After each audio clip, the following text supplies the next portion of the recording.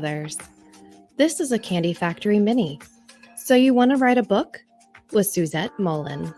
Join me as we follow the development of a nonfiction book from idea to completion. We'll explore the creative process as well as the nuts and bolts of pitching and publication. Get a behind-the-scenes look of my book coaching process, as well as clear takeaways and nuggets of wisdom. Let me walk alongside you as you learn to tell your story. Hello, I'm Suzette Mullen, book coach, nonfiction writer, and your host. Welcome to this episode of So You Want to Write a Book. My goal is to break down the complex process of becoming an author so that you can finally write the book that's been rattling around your head or tugging at your heart. And even if you never plan on writing a book, I hope the stories I share and the tips I share each week will help you become a better literary citizen and a more effective writer in your personal or professional life. If you have questions, leave them in the chat and go ahead and grab a pen and paper or your phone and laptop to jot down some notes. And let's get started. Last week, we talked about the importance of building a foundation for your book before you even start writing, what I call the blueprint process. This week, we're looking at the first step in that blueprint process, which is getting clear on your deep why. Why are you writing this book and why now? In a minute, we'll be talking to author and mindset coach Jose Johnson about his deep why.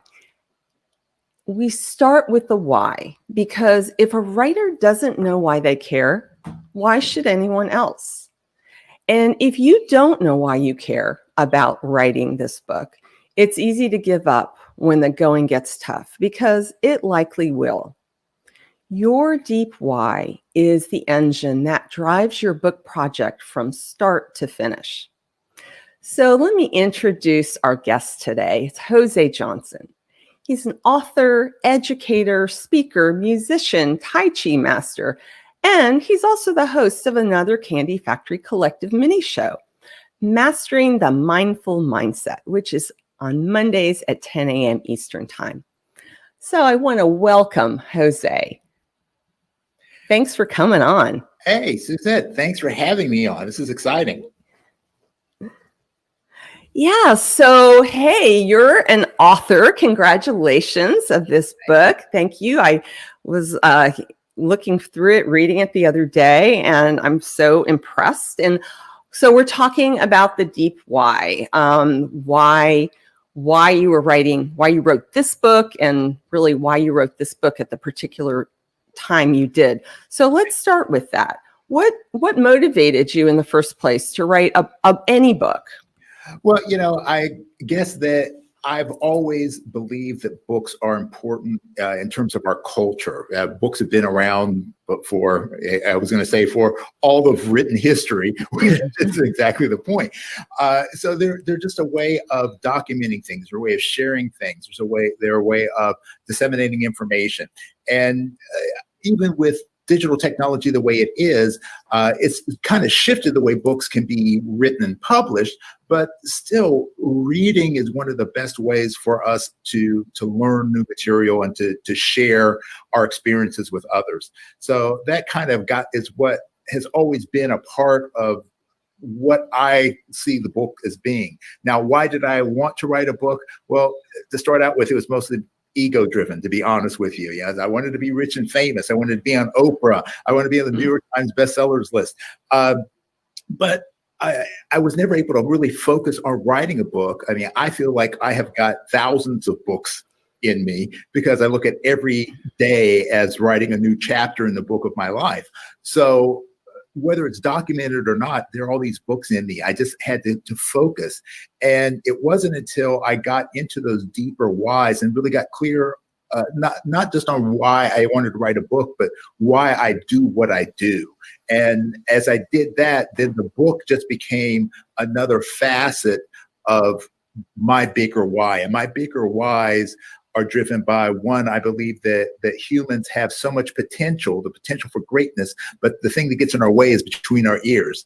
And so It's all about mindset and understanding how the brain works and how the tips and tricks and tools that you can use to alleviate these problems. And I know I have this message, and I know that I'm really passionate about it, and I want to share it with everybody. But when I was teaching martial arts for a number of years, I was limited in what I could do because only so many people could come to my school, and I can only teach so many hours. So a book became a way of spreading my knowledge, my wisdom, my sharing my experiences with people who may not otherwise get a chance to talk with me kind of one-on-one. So that's it. Yeah. So, I mean, what you brought up, a few things I hear often, which is the sort of the initial ego boost of, becoming an author, and we have these fantasies about what that's going to look like. And that's all good. And that's all great. And yeah, some people do get to sit on Oprah's couch or on her Soul Sunday, but for most of us mortals, that won't actually be the reality. So when you dug a little deeper and you got into the real why, what was the message you wanted to communicate, and then how could you communicate it? So I also hear you say that you had a lot of different you did have, and you still do have a lot of different book ideas in you, and that's often what keeps people stuck because they don't know where to start. So how did you decide on this particular book? Well, that's actually kind of a funny story because I was not intending to write this book. Okay. I'm actually in the process of writing content for a course for my online university. I have an online academy where I teach a lot of various mindfulness techniques. And I was writing a course on mindfulness practices. And as I started to write out the content for the course, the scripts for the videos and things like that, it just hit me. It's like, duh, this is a book. Just turn it into a book. So I kind of shifted gears. Instead of writing the videos and the course content, I switched over to write a book. And then I went on to create video content that supplemented the book. Because I intentionally wrote the book when I started to write it, I wrote it as what some people call an airplane book. So it's stuff that you can read on a flight. So this isn't like a War and Peace, 3-year commitment to read this book. It's really short. It's to the point. It's very practical. So then I created video content to back up. So then I didn't have to spend so much time writing a 300 or 400 page book.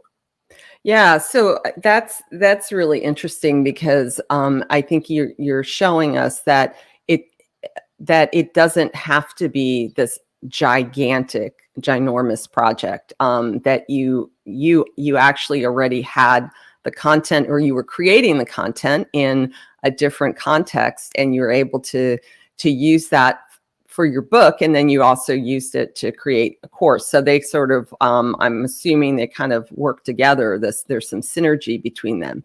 So my question next is, so now that you actually have a book out in the world, how has this impacted you, either personally or professionally? Just let's talk about that a little bit.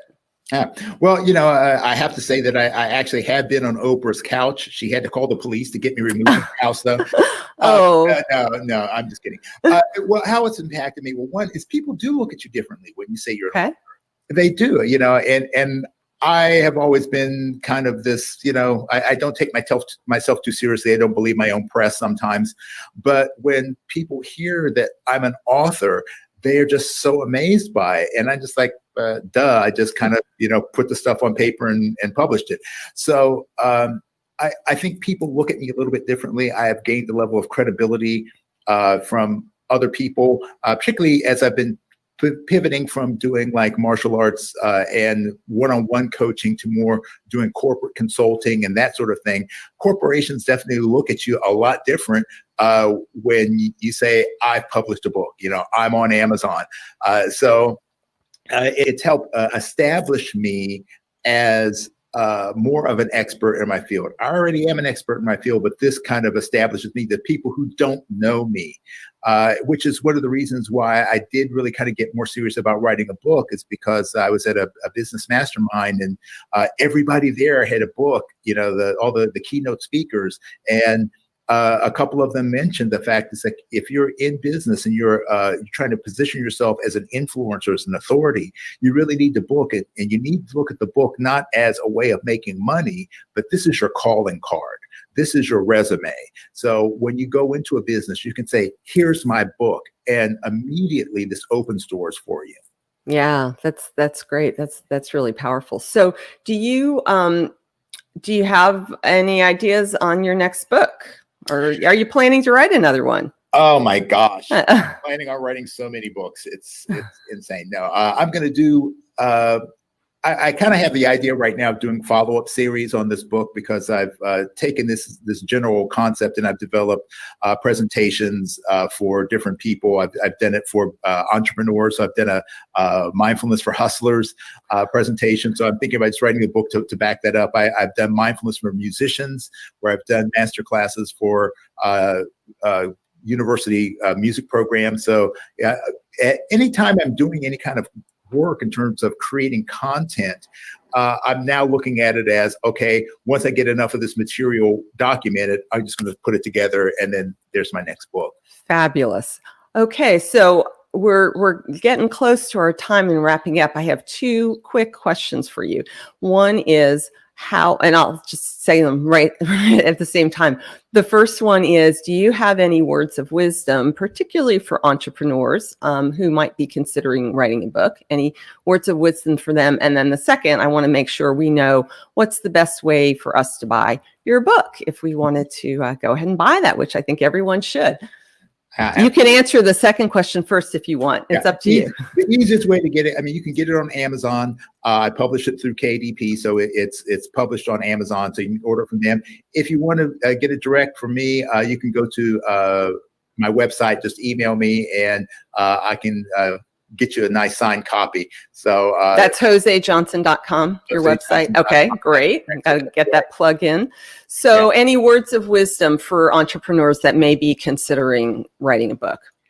Yeah, the best thing I could suggest is to document as much as you can, and in whatever way that means. I mean, to write a book doesn't necessarily mean you have to sit down at a typewriter or sit down and journal. So if you are like me and did a lot of video content, you can take that video content, you can turn that into the foundation for your book.